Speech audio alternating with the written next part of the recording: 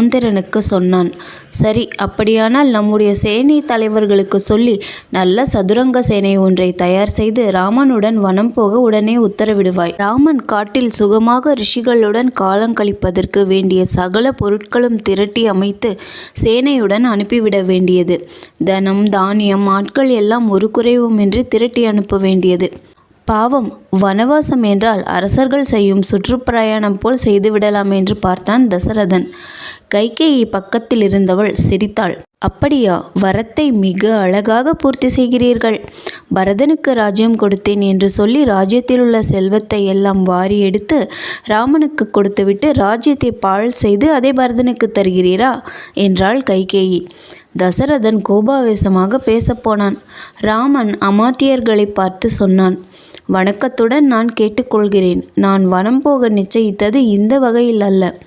ராஜ்யபோகங்கள் அனைத்தையும் விட்டுவிட்டு தவசிகளின் தவ வாழ்க்கை வாழவே நான் வனம் செல்லுகிறேன். பரிவாரமும் பொருட்களும் எனக்கு எவ்விதத்தில் உதவும்? யானையை தானம் செய்த பின் அதை கட்டும் கயிற்றில் ஆசை வைப்பதா?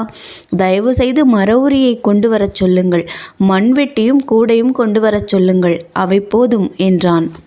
கைகேயி ஓடிப்போய் தயாராக வைத்திருந்த மர உரியை கொண்டு வந்து ராமனுக்கு தானே வெட்கப்படாமல் கொடுத்தாள். உடனே அவ்விடத்திலேயே ராமன் மர உரியை உடுத்தி கொண்டான். ரிஷியைப் போல பொலிவடைந்தான். லக்ஷ்மணனும் தன் ஆடையை களைந்து மர உரியை தரித்தான். தசரதன் இதையெல்லாம் செய்கையற்று பார்த்து கொண்டே இருந்தான். பிறகு சீதைக்காகவும் மர உரி கொண்டு வந்தாள் கைகேயி. அதை வாங்கி சீதை இன்னது செய்வது என்று தெரியாமல் ஒரு கணம் திகைத்து நின்றாள். அவள் இதற்கு முன் இத்தகைய ஆடையை உடுத்தினதில்லை அல்லவா? பக்கத்தில் கந்தர்வராஜனைப் போல அழகு வீசிக்கொண்டு நின்ற ராமனை பார்த்து கொஞ்சம் கூச்சத்துடன், இதை எப்படி கட்டிக்கொள்வது? சொல்வீர் என்றாள்.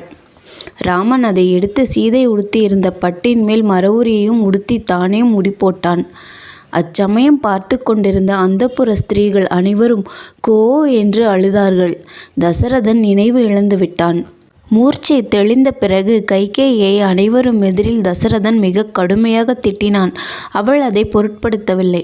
தவிர இப்போது யார் என்ன செய்ய முடியும்? சீதை வனம் போவது கைகேயிக்காக அல்ல, ராமனுடன் வனம் போவதிலேயே அவள் சுகம் கண்டாள். யார் சொல்லியும் அவள் நிற்க மாட்டாள். போகும்பொழுது தரையை பார்த்த வண்ணம் அரசனை வணங்கி ராமன் சொன்னான்.